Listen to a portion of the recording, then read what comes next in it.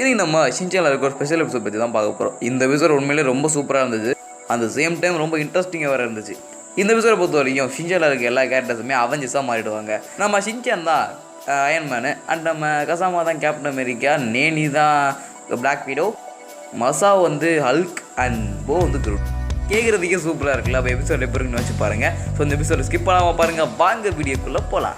கதையோட ஆரம்பத்தில் நம்ம மிக்சி ஓசியில் வாங்கி தின்னனால இப்பயும் வயிறு கடமுடாங்குதே, எனக்கு வயிறு வலிக்குது அப்படின்னு கத்திருந்தாங்க. நம்ம திருப்பி இதுக்கு மேலே தாங்க முடியாதுன்னு ஒரு மாத்திரை எடுத்து அப்படியே வாயில் விழுந்தாங்க. அப்படியே இந்த மாத்திரை நெஞ்சு வழியாக வயிற்றுக்கு போச்சா. அந்த மாத்திரை வர யாருல நான் தான் இங்கே இன்ச்சியன் வரான், நான் இங்கே ஐயனுமே நான் வந்திருக்கேன். மெதுவாக ஒரு லேண்டிங்கை போட்டு போனால் அங்கே ஒருத்தையும் பதிங்கின்னு பம்மின்னு உட்காந்துருந்தான். யாரா அது அப்படின்னு பக்கத்தில் போய் யாருங்க அது அப்படின்னு உடனே திரும்பி யாரா நீ பைத்தியக்காரா அப்படின்னா, நான் உடனே யாரா பார்த்தா பைத்தியக்காரன்னு அப்படின்னு சண்டை முத்தி கை சண்டி ஆயிடுச்சு.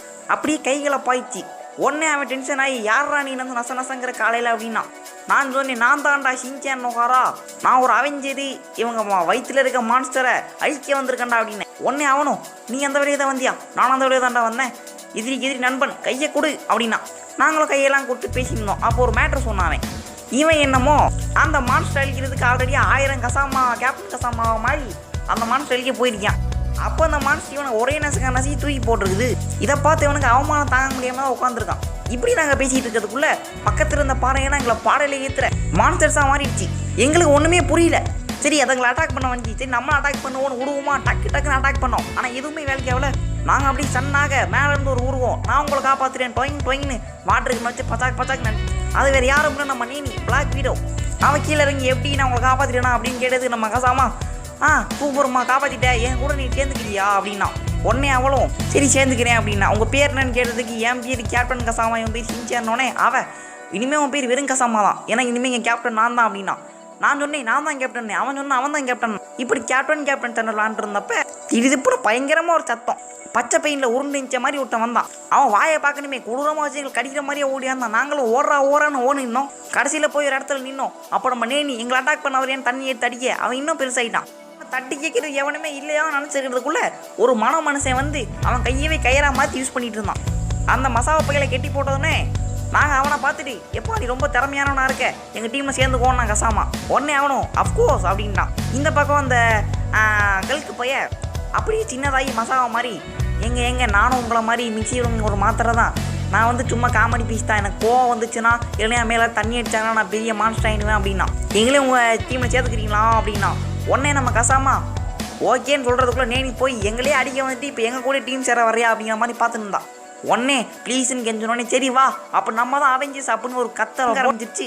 யார் அது மறுபடியும் நடுக்கத்தை கொடுக்குறதுன்னு பார்த்தா அந்த மான்ஸ்டரு அப்படியே இந்த மிச்சி மாதிரியே இருந்துச்சு. அதை பார்த்துட்டு உன் உடம்பில் இருக்கும் ஒயல் கலர் உண்மை என்றால் என் தலைவன் கசாமா வச்சு அப்புறமா என்ன அடிக்க வாங்கினேன். எல்லாருமே பின்னாடி போய் விழுந்துக்கிட்டோம். உடனேவே ஏன்டா என்ன கோர்த்து விட்றீங்கன்னு கேட்டான். நான் சொன்னேன் நீ தானப்பா கேப்டன், அப்போ நீ தான் கேப்டன் அப்படின்னோடனே என் பேர் கேப்டன்டா அப்படின்னா. சரி நாங்கள் இங்கே அழுதுனுங்கிறதுக்குள்ளே நம்ம போய் நான் பார்த்துக்கிறேன் அவளன்னு அவன் கையவே அப்படியே மரமாக மாற்றி டப்புன்னு அடிச்சுன்னு இருந்தான். சாட்டையை வச்சு அடிக்கிற மாதிரி அடிச்சுன்னு இருந்தான். ஆனால் அந்த மான்ஸ்டருக்கு அது மசாஜ் பண்ணுற மாதிரி இருந்துச்சு. ஒன்ஸ் மோருங்கிற மாதிரி வாங்கி நினைச்சு. உடனே நாங்கள்லாம் இவனே எப்படி அட்டாக் பண்ணுறான் நம்ம விடக்கூடாதா அப்படின்னு இந்த மான்ஸ்டரை போட்டு டப்புன்னு அட்டாக் பண்ணா அந்த மான்ஸ்டர் முடி மாதிரி வெட்ட வளர்ந்துனே இருக்குது.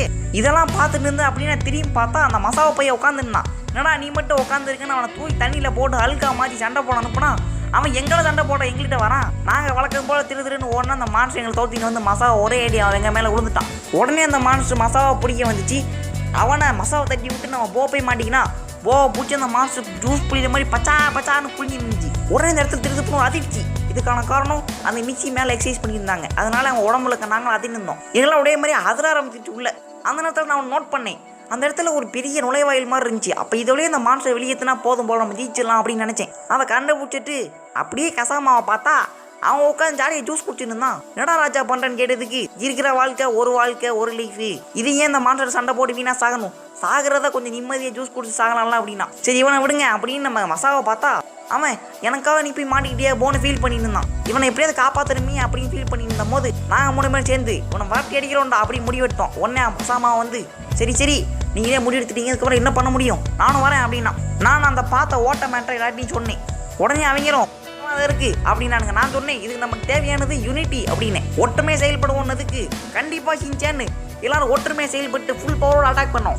அது சின்ன சின்ன மான்ஸ்டர்ஸ் எங்கள் மேலே விட்டுச்சு. நாங்கள் கண்டுகளையே அடித்து நவுத்திட்டு மசாவை தூக்கி ஹல்காக மாற்றிட்டு அங்கே போய் திறடா அப்படின்னோம். அந்த ஓட்டை நல்லா விரித்து பெருசாகணும், அவனும் நல்லா இழுத்து பெருசாகணும். மான்ஸ்டர் கொஞ்சம் கொஞ்சமாக பின்னாடி போச்சு. அப்படிதான் மசாவை அப்படிதான்னு கத்தின்னு இருந்தப்ப அவன் பவர் அந்த நேரம் பார்த்து குறைஞ்சி நின்றுது. ஐயோ என்ன பண்ணுறது அப்படின்னதுக்கு அந்த மான்ஸ்டர் சிரிச்சு நின்றுது. நான் சொன்னேன், இனிமேல் வாழ்க்கையில் சிரிக்கவே மாட்டான் மான்ஸ்டர் அப்படின்னு நீங்கள் ஃபுல் பவரை யூஸ் பண்ணி தீ பவர் அனுப்புனேன். ஃபர்ஸ்ட் நல்லா தான் போயிட்டு இருந்துச்சு. அந்த மான்ஸ்டர் பின்னாடி ரிவர்ஸ் கீழே எடுத்து பின்னாடியே போச்சு.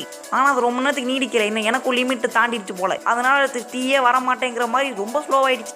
உடனே நம்ம போவு கசாமா காதில் வந்து மான்ஸ்டர் வரதுக்கு நான் செஞ்சு எனக்கு ஹெல்ப் பண்ணுறேன் அப்படின்னு. அப்போ நம்ம கசாமா நீ எப்போ தப்பிச்சு வந்தேன்னு கேட்டதுக்கு அதை விட்றான் நான் அவன் கையிலேருந்து அப்படின்னு அழுவி வந்துட்டேன் அப்படின்னா. உடனே அவன் கையை கூர்மையாக்கி தாய் வந்து என் பட்டிலையே பட்டுன்னு குத்துனான். எனக்கு வந்துச்சே கோவம், விட்டேன் தீயே. அந்த மான்ஸ்டர் அப்படியே சர்றன்னு பின்னாடி போச்சு. எல்லாம் இதென்ன சரியான நேரம்னு பார்த்து அசந்த நேரம் ஒரே காமிக்கிட்டோம்.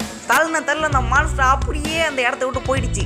நம்ம ஜெயிச்சிட்டோம் அவெஞ்சர்ஸ் அப்படின்னு நாங்கள் சந்தோஷப்பட்டிருந்தோம். அப்படியே மிக்சி பாத்ரூம் வந்தாங்க. உங்களுக்கு புரிஞ்சிருக்கும், அந்த கிருமியை டிஸ்போஸ் பண்ணிட்டாங்க. இதோட இந்த எபிசோடு மங்களகரமாக முடியுது. எபிசோடு பிடிச்சா லைக் பண்ணி ஷேர் பண்ணி கமெண்ட் பண்ணுங்கள், சப்ஸ்கிரைப் பண்ணுங்கள். மறக்காமல் அந்த மணி அடிக்க மறந்துடாதீங்க ஃப்ரெண்ட்ஸ். அடிச்சிருங்க. போகிறதுக்கு முன்னாடி நான் சொல்லிட்டு போகிறேன், போயிட்டு வட்டா சப்ஸ்கிரைபர்ஸ் வட்டா.